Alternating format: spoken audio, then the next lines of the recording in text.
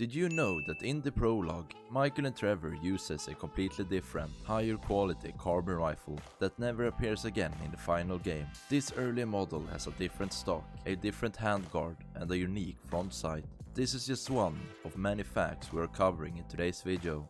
Here is one fact about every weapon in GTA 5. Subscribe. In GTA 5, the aluminium baseball bat actually features markings that reference in-game gangs and fictional sport leagues, including the Ballas and the Western States Baseball League. These markings are unique and do not appear on bats in earlier games. In GTA Online you can find a free antique cavalry dag hidden deep inside the abandoned mine in Great Chaparral, a location that normally stays sealed until players trigger the special mine opening event. This makes it one of the few melee weapons with a unique, secret pickup location rather than only being bought at the store.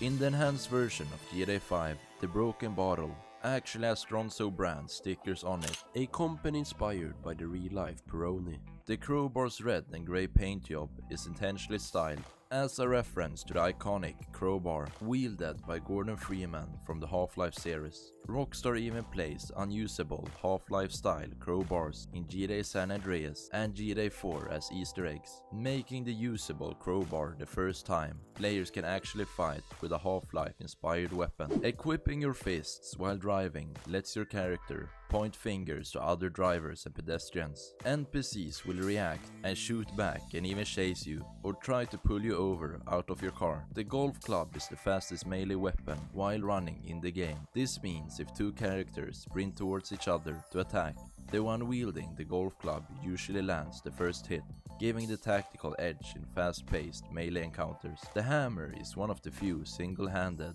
melee weapons that can be used while riding a motorcycle. This makes it uniquely practical for high-speed melee combat, compared to other blunt weapons like the crowbar or the baseball bat, which require both hands for effective swings. The hatchet leaves blood on its blade, similar to the knife or the antique cavalry dagger. This visual effects makes it one of the more satisfying melee weapons in the game, emphasizing the brutality of close combat attacks. The knife is one of the few melee weapons that can be used underwater, alongside the cavalry dagger and knuckle dusters. This makes it a rare weapon for underwater combat, allowing players to kill sharks while swimming. The knuckle dusters can be customized with 9 unique themed variants, such as the pimp, the lover, the hater, and the ballast, making them one of the few melee weapons in the series with cosmetic customization options. The machete is inspired by real-life bolo-style machetes, likely based on the cold steel bolo machete.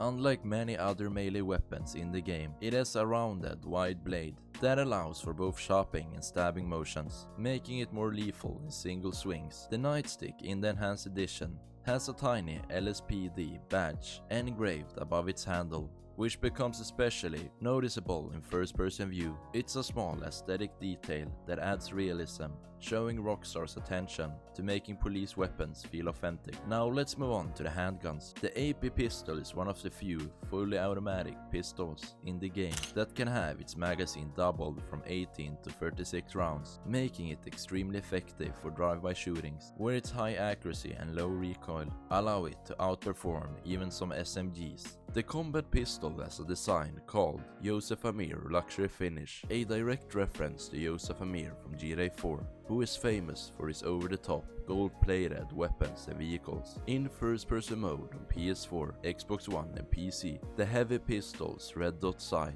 actually functions as a proper sighting device, even though the dot is completely cosmetic in third person and has no gameplay effect. It's one of the few weapons whose sight becomes more useful only when switching to first person. The marksman pistol has the highest damage per shot of any bullet-based weapon in the entire game, even higher than the heavy sniper. A well-placed shot can overpenetrate and kill up to 3 enemies in line with a single round, making it uniquely powerful despite being a single-shot handgun. Even though the standard pistol is described in-game as a 45 caliber weapon, both the engraving on the side and Michael's dialogue in the mission complications. That's a 9mm semi-automatic pushed against your skull. Huh? Well, look around. Just keep driving where you're going. Identify that it's a 9mm, meaning the weapon contradicts itself in the universe. The pistol .50 is powerful enough to break bullet-resistant vehicle glass in only 10 shots. In GTA Online, far fewer than the 16 rounds required from most other firearms. Because of this, players often use it as a quick, early game counter to armored cars, before unlocking stronger weapons like the Oppressor Mark II. Despite being one of the weakest guns in the game, the SNS pistol is the only pistol whose slide does not move during firing. The weapon has no slide cycling animation at all, making it visually unique and slightly Yankee compared to every other semi-automatic handgun in the series. The stun gun can instantly ignite gas trails from jerry can. A single stun shot will create a spark that lights the fuel just like a bullet or explosion, making it one of the strangest unintended interactions in the game. The vintage pistol is the only handgun in the game that can be given to the player for free during a heist approach. In the silent and sneaky approach for the Diamond Casino heist, players automatically equips the suppressed vintage pistol as a part of the stealth loadout.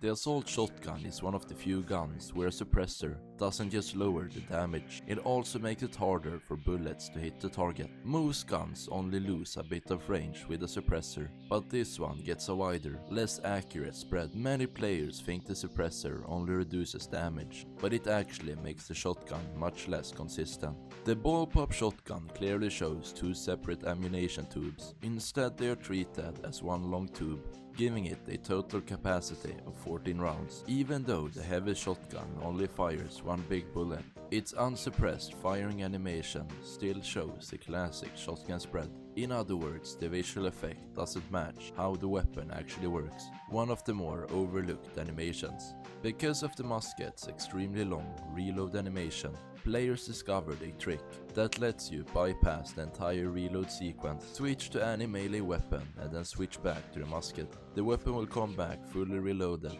skipping the 4.5 second reload animation. The pump shotgun has a fun visual glitch, where your character double pumps the shotgun after firing. If you shoot, sprint or jump immediately, then aim again, the game accidentally plays the pump animation twice, even though only one shell was fired.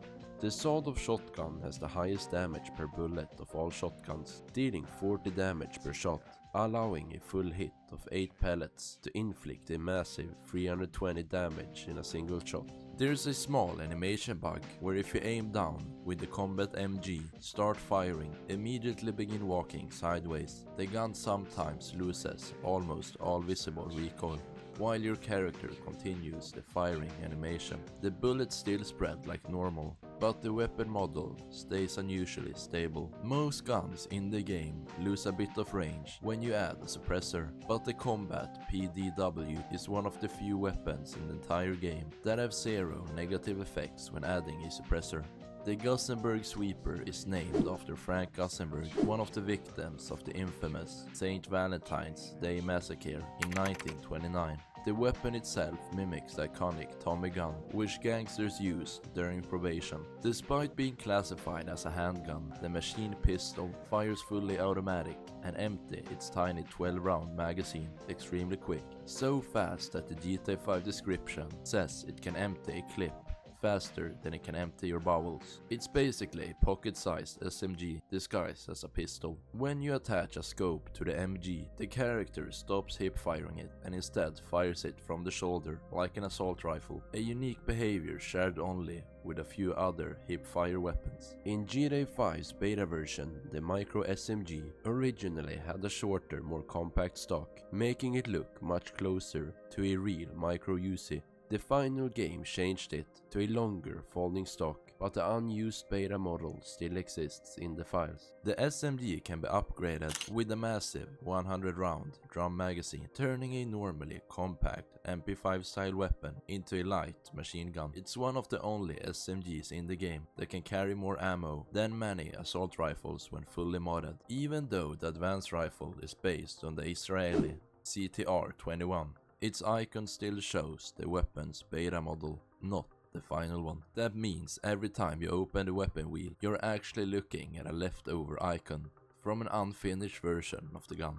In GTA 4, Nico has two completely different reload animations for the assault rifle, one when standing and another one when crouching. The bullpup rifle's glided gun metal finish hides a secret detail. The gold markings form a stylized version of the Chinese phrase meaning 10,000 taels of gold, a traditional wish for wealth and fortune.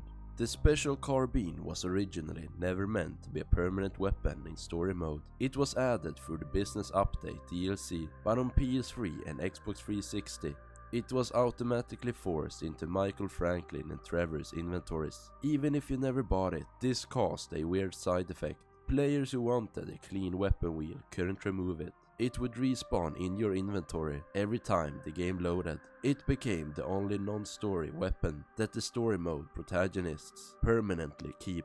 Rockstar later fixed this on the enhanced versions, where you actually have to purchase it. Even though the heavy sniper is a semi-automatic .50 BMG rifle, GTA 5 plays a bolt action sound every time you aim down the scope.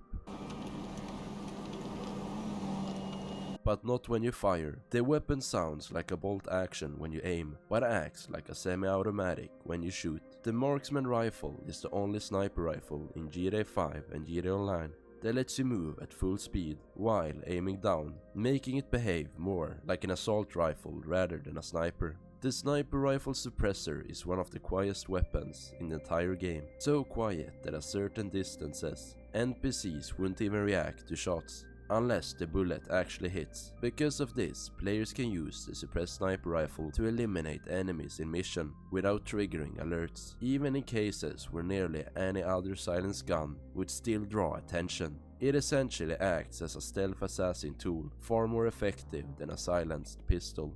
The firework launcher is one of the only weapons where firing it straight into the sky can still give you a wanted level. Even though it's basically a festive toy, the game still treats it as a heavy weapon, so cops react as if you fired an RPG, even if all you did was launch pretty fireworks during a holiday event. Unlike most other heavy weapons, the grenade launcher is modeled almost exactly like its real-life counterpart, the Milcor MGL, and even fires 40mm rounds. It's one of the few weapons in the game that stays close to reality. The homing launcher can track targets up to 300 meters away, and can even chase fighter jets at a full speed, turning any airborne player into a target. Unlike the RPG, which is more about blast powder, the homing launcher is all about precision and can nearly hit any target. In GTA Online, there's a rare golden minigun you can buy for $23,000 from a weapons and ammo crate,